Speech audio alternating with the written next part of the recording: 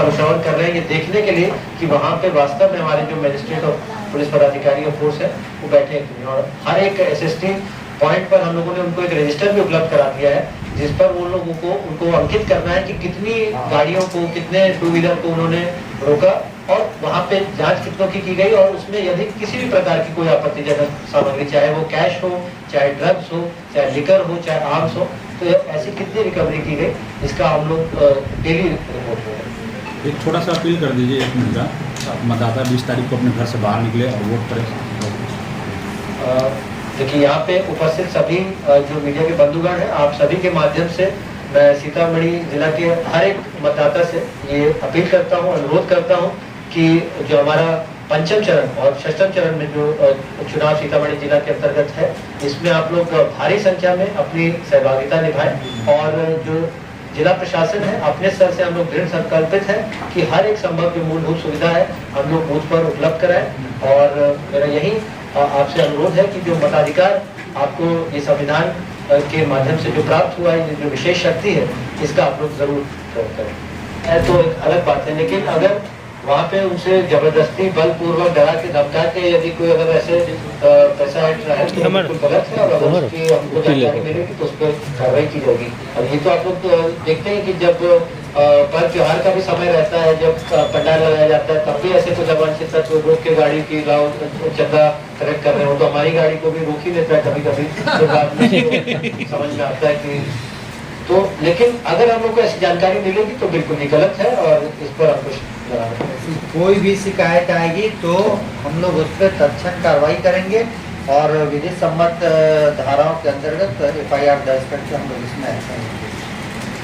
दूसरा एक और आप लोग को बता देना चाहता हूँ, सोशल मीडिया की भी मॉनिटरिंग की जा रही है। तो आप सबके माध्यम से मैं सभी को ये बता देना चाहता हूँ, अगर कोई भी फेक या गलत न्यूज प्रसारित करते हैं तो उनके विरुद्ध सख्त से सख्त कार्रवाई की जाएगी।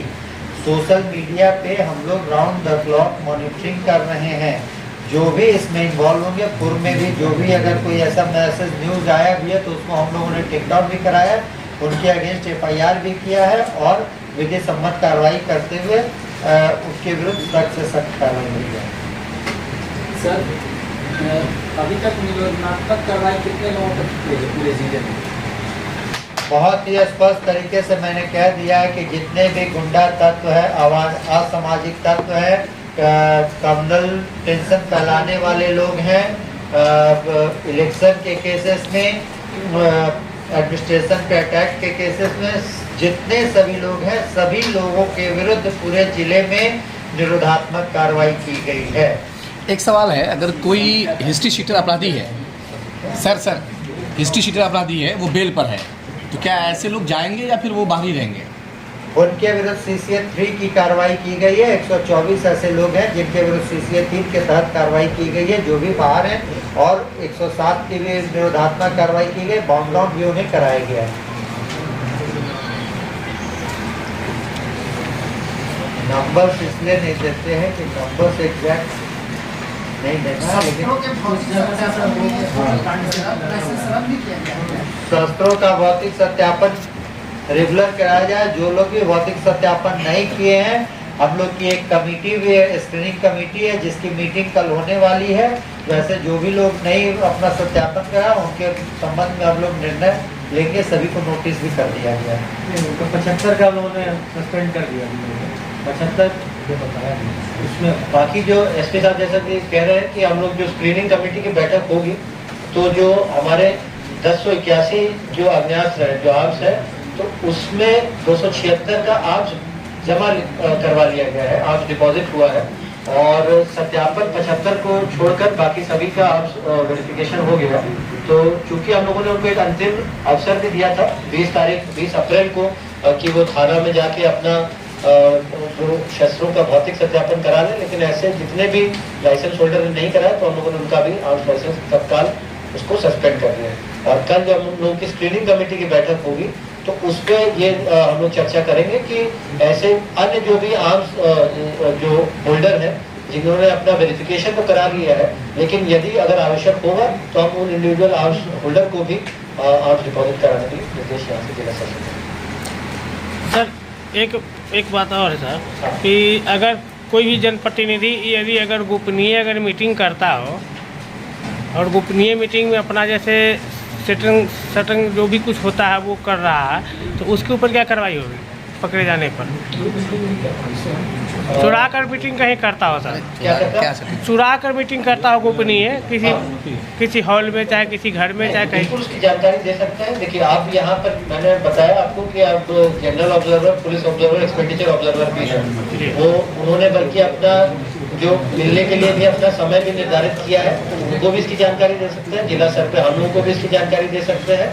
और साथ ही साथ हमारा सी विजिल ऐप है, उसके माध्यम से भी जो जियो टैग फोटो है उसके साथ अगर वहाँ पे कंप्लेंट दर्ज कराई जाती है तो हमारा फ्लाइंग स्क्वाड उस हर एक शिकायत को 100 मिनट के अंदर उस पर त्वरित निष्पादन किया जाएगा। तो ये हम लोग बट उसकी जानकारी आपको देनी होगी और आप हमको फोन के माध्यम से, ईमेल के माध्यम से, व्हाट्सएप के माध्यम से, SMS के माध्यम से कैसे भी जानकारी दीजिए। हम लोग बिल्कुल पूरा प्रयास करेंगे कोई भी प्रत्याशी इस प्रकार से गलत तरीके से बिना जानकारी दिए, क्योंकि हर प्रकार की जो बैठक उनके द्वारा की जाती है उसके लिए उनको एकल खिड़की कोषांग के माध्यम से अनुमति प्राप्त करनी है और उसका जितना भी खर्चा उसका आता है उसका व्यय का लेखा जोखा भी उनको रखना है, क्योंकि जो उसकी अधिसीमा है व्यय की वो निर्धारित है। तो इस प्रकार से किसी भी कार्यक्रम का आयोजन इलीगल। Thank you sir.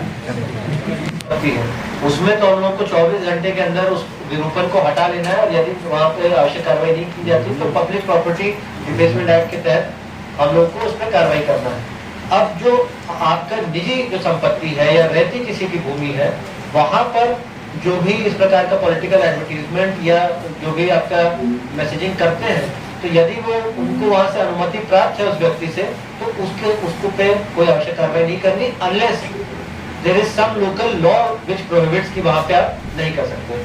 तो कई मान लीजिए हो सकता है नगर निगम, नगर क्षेत्र में या नगर निकाय में ऐसा रूल हो कि जो आपके सारे घर है वो एक ही प्रकार से पेंट हो। कई जगह होता है, कुछ कंट्रीज में भी होता है, कुछ ऐसे आपके अर्बन बॉडीज में भी होता है। बट अगर उस प्रकार का कोई ऐसा लोकल लॉ नहीं है और वो व्यक्ति अपनी रजामंदी से कह रहा है ठीक है आप हमारे घर में पेंट कर लीजिए या झंडा लगा लीजिए, तो उस पर कोई ऐसी विशेष रोक नहीं है। उसकी अनुमति लेकिन उनको देनी। अगर वो ये कहता है कि आप जबरदस्ती हमारे घर को आगे रख दिया है तो उस पर कार्रवाई की जाएगी। सरकारी संपत्ति पे नहीं लगा सकते हैं। नहीं, प्राइवेट संपत्ति बूथ के बगल में बगल में ही है सारा लगातार। किनका है वो कमल का फूल है, किसी के घर पे है ना, घर पे है या पुलिस लाइन पे है? सरकारी और गैर सरकारी दोनों नहीं, सरकारी पे है तो बिल्कुल सरकारी पे है तो कुछ ये फोटो भेज देंगे सर। ठीक है। सरकारी पे तो कार्रवाई होगा। सरकारी पे कोई कुछ भी नहीं, कोई झंडा, स्टिकर, पोस्टर, बैनर कुछ भी नहीं लगा सकते। और इनफैक्ट जो आपका पोस्टर बैनर है वो आपका जो आरपी एक्ट की सेक्शन 127 ये जो धारा है उसके तहत हर एक पोस्टर बैनर पे जो उसका मुद्रक है उसका स्पष्ट नाम और पता अंकित रहना चाहिए। यदि अगर किसी कैंडिडेट का पोस्टर बैनर ऐसा लगा रहता है और उसमें प्रिंटर और उसका नाम नहीं अंकित है तो भी उसमें कार्रवाई की जा सकती है। कैंडिडेट ये बोल सकता है कि हमने नहीं लगाया, कोई दूसरा हमारे जबरदस्ती फंसाने के लिए हमें लगा दिया, तो फिर हो सकता है कि दूसरा व्यक्ति पर कार्रवाई की जाए। क्योंकि ये तो ऐसा भी हो सकता है ना कि भाई कोई किसी के के घर पे लगा दे, जबरदस्ती लगा दे कि भाई ये पार्टी वाला फर्ज है। तो ये इसको हम लोग को स्पष्ट होना है कि जो पार्टी ने लगाया है, किसने व्यक्ति ने वो किया है, और जितना भी उसका कैंपेनिंग पोस्टर बैनर फ्लेक्स के माध्यम से होगा उसमें तो उसका प्रिंटर का नाम भी अनिवार्य रूप से अंकित रहना पड़ेगा। पर तो लोक संपत्ति में कहीं भी लगा है तो उसको हम लोगों को हटाना बिल्कुल है।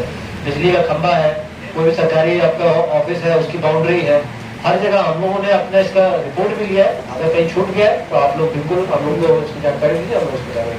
प्राइवेट संपत्ति पे बूथ के बगल में मेरा घर है, मान लिया एक एग्जाम्पल दे रहे हैं, और वहाँ प्राइवेट संपत्ति में किसी विशेष पोस्टर लगा हुआ है, उसके बाद पोलिंग के दिन हम जाएंगे वहाँ से देखते जाएंगे तो क्या है कि वो आपका 100 मीटर के दायरे के अंदर है। हाँ हाँ 100 मीटर दायरे के अंदर तो निश्चित हटेगा।